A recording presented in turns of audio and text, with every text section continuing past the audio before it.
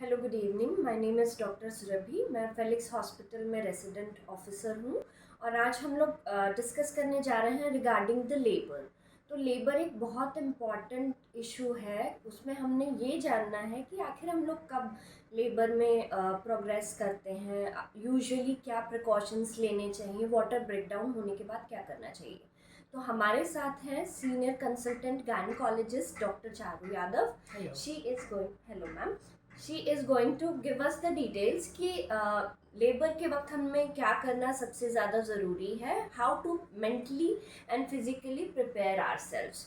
तो मैम, मैं सबसे पहले आपसे ये जानना चाहूँगी कि नियर टर्म जब आता है तो उस टाइम कब हम लोगों को जाना चाहिए हॉस्पिटल। लाइक अगर एक एक्सपेक्टेंट लेडी है तो when she is required to go to a hospital. So Dr. Surbi, whenever we are pregnant, usually हम अपने एंटीनेटल चेकअप्स रेगुलरली करा रहे होते हैं। नियर टर्म हम अपने एंटीनेटल चेकअप्स जो हैं मोर फ्रीक्वेंटली कराने लगते हैं and every 7 to 10 days near about delivery हम ऑलरेडी अपने डॉक्टर को विजिट कर रहे होते हैं। Now what are the signs जो हमें घर में बताते हैं कि हमें हॉस्पिटल जाना चाहिए। if in case we are experiencing any kind of pain abdomen जो बार बार आ रहा है, जो more frequently पास मतलब contractions जैसा फील हो रहा है, पेन एब्डोमेन है, और अगर कोई पानी लीक होने लगता है, कोई ब्लीडिंग होने लगती है, हमें अगर ये एहसास होने लगता है कि हमारा बच्चा कम घूम रहा है, एनी ऑफ दीज साइंस और सिम्टम्स में अलर्ट यू कि अब हमारे को हॉस्पिटल जाके तुरंत एक बार चेकअप कराना चाहिए। अपने रूटीन एंटीनेटल चेकअप के अलावा जब भी हमें दर्द होएगा, ब्लीडिंग होएगी, वाटर लीकेज होएगी या पानी लीक होता फील होएगा या फिर बेबी कम घूमना फील होएगा, तो हम तुरंत हॉस्पिटल जाके अपने डॉक्टर से संपर्क करेंगे। मैम, तो ऐसा सिचुएशन में समटाइम्स ऐसा भी हो सकता है कि लेडीज़ जो है उनको फॉल्स लेबर हो, मतलब कि एक्सपीरियंसेस ऐसे हो। नहीं जी, बिल्कुल ऐसा है कि there is something called as Braxton Hicks contractions. ये फॉल्स लेबर पेन कहलाती है। फॉल्स लेबर पेन में पेन होता है परंतु वो रेगुलर इंटरवल्स पे नहीं आ रहा होता है। प्लस ये रेगुलर इंटरवल्स जो हैं धीरे धीरे करके जब नॉर्मल ट्रू लेबर होती है तो वो इंटरवल्स जो हैं शॉर्टन होते जाते हैं और दो कॉन्ट्रैक्शंस जल्दी जल्दी एक दूसरे के मतलब जल्दी जल्दी होने लगती है, रेगुलर इंटरवल्स पे होती है और सर्वाइकल डायलेटेशन शुरू हो जाता है। घर में बैठा पेशेंट ये नहीं असेस कर सकता है कि मेरी सर्विक्स डायलेट हो रही है कि नहीं हो रही है, and hence they should come to the hospital if they feel they are having regular contractions और वो contractions every 5 minutes या up to 10 minutes में आ रही हैं, वो ज़्यादा पास में आ रही हैं rather than resolving। ऑल्सो कि ट्रू लेबर जब आएगी तो वो किसी तरीके के पोजीशन या किसी तरीके के रेस्ट करने से या एनाल्जेसिक्स खाने से कोई भी रिलीफ नहीं मिलेगा। हाउएवर जब वो हमारे पास आएंगे फॉल्स लेबर, यदि हमें लगता है कि patient is in false labour pain and it is not true labour, तो हम उन्हें थोड़ा सा भी अगर एक एनाल्जेसिक या रिलीफ फ्रॉम पेन दिलाएंगे तो patient will be relieved. However final test will be done by the gynaecologist जब वो आपकी सर्विक्स को असेस करेंगे कि इज देयर एनी डायलेटेशन और नॉट। अगर डायलेटेशन भी है, दर्द भी है, वो पास इंटरवल्स पे आ रहा है तो it may be true labour. So ma'am, sometimes क्या होता है कि वाटर ब्रेकडाउन हो जाता है, जिसको मतलब आम भाषा में कहते हैं कि पानी का छूट जाना। तो ऐसा कुछ अगर सिचुएशन होता है तो उसके लिए इमीडिएट इफेक्ट से क्या करना चाहिए? जी, सबसे पहले तो अगर पानी छूट जाए तो हमें डरना नहीं है, we have to come to the hospital. अब अगर तो ऐसा है कि कोई एबनॉर्मल प्रेजेंटेशन है, जैसे कि हमारा बच्चा अगर सर नीचे करके कैफेलिक प्रेजेंटेशन में है जिसमें सर नीचे है, वो नॉर्मल प्रेजेंटेशन है, इसमें इतनी भी चिंता करने की बात नहीं है। यदि पानी छूट जाए, हमारे पास समय है, हम आके हॉस्पिटल आएँ और भर्ती हो सकते हैं। यदि बहुत सारा समय है, सोचिए हम बहुत प्री टर्म हैं, बहुत अर्ली प्रेगनेंसी में हैं, तो the obstetrician will take a call कि इसके आगे इन्हें मैनेज कंजर्वेटिवली करना है कि नहीं करना है। यदि हम बिल्कुल टर्म के आसपास हैं तो ज़्यादातर पानी छूटने के 24 घंटे के अंदर अंदर ही दर्दें भी बन जाती हैं and you can progress into a normal labour. However कि अगर ऐसा लगता है कि बहुत दिन से पानी छूटा हुआ है और अभी भी लेबर नहीं आ रही है तो लेबर इंडक्शन भी किया जा सकता है, मतलब दर्दें बनाई जा सकती हैं। अगर एबनॉर्मल प्रेजेंटेशंस हैं, जैसे कि अगर आपका बच्चा उल्टा है या आड़ा या टेढ़ा है, उन सिचुएशंस में अगर आपको पता है कि हमारा बच्चा सीधा नहीं है और पानी छूट जाता है तो हमें तुरंत से हॉस्पिटल आ जाना चाहिए, जिससे कि हम ये असेस कर पाएं कि कहीं कोई पानी के साथ साथ कोई कॉर्ड तो साथ में नहीं आ रही है या कोई और इमरजेंसी सिचुएशन तो नहीं है। सो व्हेनेवर आपको लगता है कि हमारा पानी छूट रहा है, बिना डरे बिना पैनिक किए अपना जो आपने सामान का बैग लगाया है वो लेके आप एक बार हॉस्पिटल आ जाएं and let the gynaecologist assess.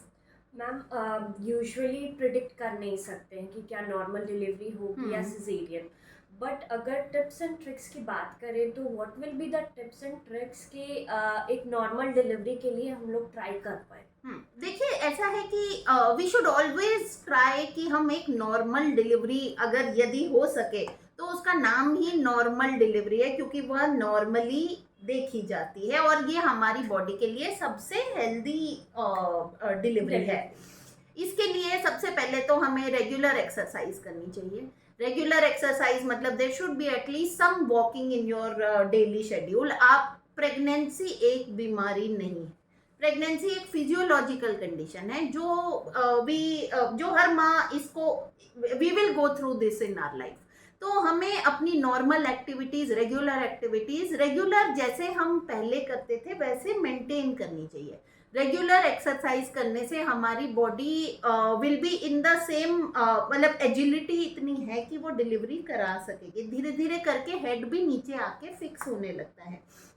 काफ़ी एक्सरसाइजेज हैं जो यदि आप अपने गायनेकोलॉजिस्ट से पूछेंगे तो वो आपको एक्सप्लेन कर सकेंगे कि स्क्वाटिंग करना, जैसे अपने पैर खोल के नीचे बैठ के स्क्वाट करना with the help of a ball और with the help of a partner, obviously कि आप कहीं गिरे नहीं।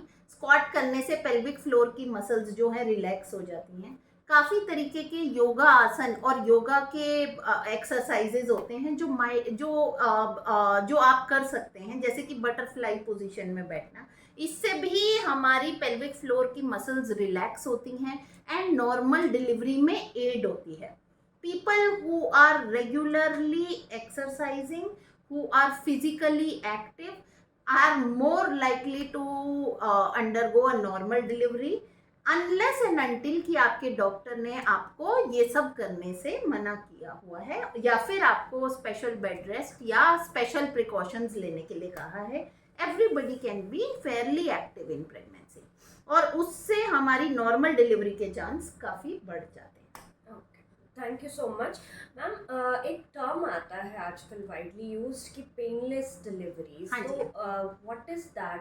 क्योंकि यूजुअली जब डिलीवरीज होती है तो उस टाइम कंट्रैक्शन होते हैं तो ऑफ कोर्स पेन भी होता है, तो हाउ इज इट पॉसिबल? देखिए ऐसा है कि painless delivery is a wonderful thing.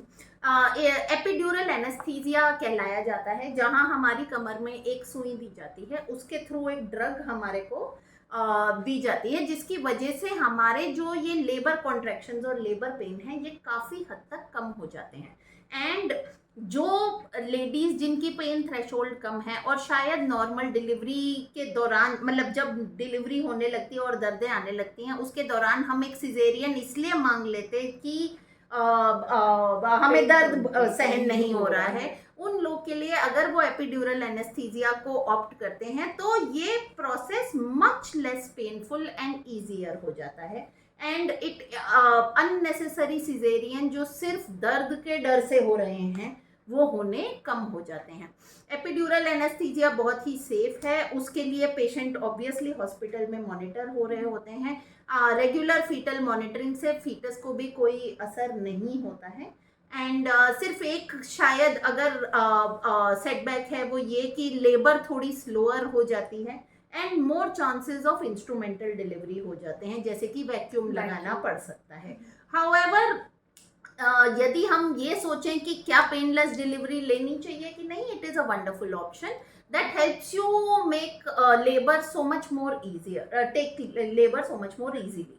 हाँ जी मैम, जैसे कि अगर किसी को प्रीवियसली हिस्ट्री हो कॉम्प्लिकेशंस की, लाइक समटाइम्स क्या होता है कि एक एग्जांपल था, एक पेशेंट थी, उसका हार्ट रेट बच्चे का डाउन हो गया था, तो उसका LSCS हुआ था। तो क्या लास्ट कॉम्प्लिकेशंस की वजह से नेक्स्ट डिलीवरी भी इम्पैक्ट होती है? हाँ, देखिए ऐसा है कि डिपेंड्स ऑन क्या कॉम्प्लिकेशंस पिछली डिलीवरी में हुए हैं। यदि तो हम कहें कि there are complications like diabetes in pregnancy, कि अगर आप पिछली डिलीवरी में, पिछली प्रेगनेंसी में डायबिटिक पाए गए थे, बहुत से चांस हैं कि आप इस डिलीवरी में भी, इस प्रेगनेंसी में भी डायबिटीज आपको वापस आ सकती है इस प्रेगनेंसी में। जैसे कि पिछली प्रेगनेंसी में यदि आपको बहुत हाई बीपी था और सिवियर प्री एक्लेम्पसिया था, या आपको दौरे आ गए थे, इतना हाई बीपी था, तो इस प्रेगनेंसी में भी हम ये अलर्ट रहेंगे कि ये बीपी वापस से प्रेगनेंसी के दौरान आ सकता है। तो ये जो कॉम्प्लिकेशंस, कुछ ऐसी कॉम्प्लिकेशंस हैं जिसकी वजह से, जैसे अगर हम सोचें कि भाई पिछली बार हमारी जो पेल्विस थी वो इतनी बड़ी नहीं थी कि हम एक एवरेज साइज बच्चा भी डिलीवर कर पाते, and there was a second stage arrest और देयर वाज सम कॉम्प्लिकेशन जिसकी वजह से हमें बताया गया कि आपके नीचे का रास्ता बहुत छोटा है और इसलिए बच्चा नहीं आ रहा है। ये कॉम्प्लिकेशंस अगली बार भी अराइज कर सकते हैं, एंड हमें ढंग से पहले ही असेस कर लेना चाहिए कि बच्चे के साइज और पेल्विक फ्लोर में इस तरीके से कोई डिस्पैरिटी नहीं है, जिसे CPD कहलाई जाती है। हाउएवर, जरूरी नहीं है सारे कॉम्प्लिकेशंस इस प्रेगनेंसी में फिर से आए। जैसे कि if there was a difficult instrumental delivery पिछली बार, जरूरी नहीं है कि इस बार भी एक डिफिकल्ट इंस्ट्रूमेंटल डिलीवरी हो। हम डिलीवरी कैसी होगी वो 3 चीजों पे असेस होती है कि भाई कितना बड़ा पैसेंजर है, दैट इज बच्चा कितना बड़ा है, कितना बड़ा पैसेज है, मतलब नीचे का रास्ता कितना बड़ा है, और कितनी पावर ऑफ कॉन्ट्रैक्शंस है। सो ऑब्वियसली अगर हम ये सारे माइंड अपने मन में रखें ये factors, and we can always assess कि वो कॉम्प्लिकेशंस क्या इस बार फिर से होने का चांस है, एंड यदि है तो फिर आपको बता दिया जाएगा कि भाई ये चीजें होने की चांसेस हैं। Ma'am, what are the emergency signs कि अब एग्जैक्टली इस टाइम पे हमने लाना ही है पेशेंट को? देखो, इमरजेंसी साइंस बहुत ही इंपॉर्टेंट हैं और सबको पता होने चाहिए। Any kind of bleeding from the vagina is an emergency sign, और ब्लीडिंग बहुत मैसिव भी हो सकती है, बहुत थोड़ी भी हो सकती है। एनी स्पॉटिंग ऑल्सो, देखिए स्पॉटिंग भी वो इमरजेंसी वाली ब्लीडिंग है कि नहीं, ये डॉक्टर डिसाइड करेगा। For you, if there is any bleeding from the vagina during your near your term, or even if you are just pregnant, needs to be assessed by the doctor.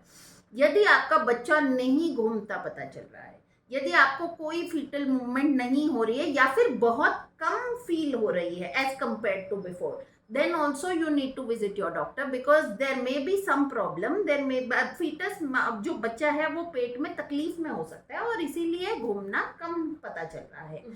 Any kind of leaking also, कि आपको लग रहा है कि शायद पानी आ रहा है, यू आर अनश्योर, तो भी आप आके हॉस्पिटल दिखा सकते हैं।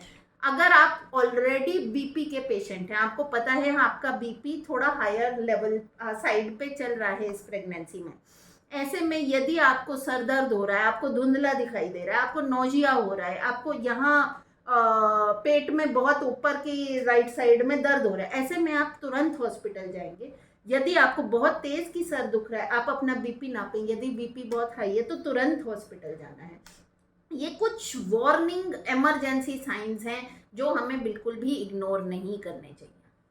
मैम, जैसे कि 40 वीक्स हो गए हैं, पोस्ट 40 वीक्स भी लेबर के कॉन्ट्रैक्शन के कोई साइंस नहीं आ रहे हैं, कोई पेन नहीं बन रहा है, तो उस केस में पेशेंट को क्या करना चाहिए?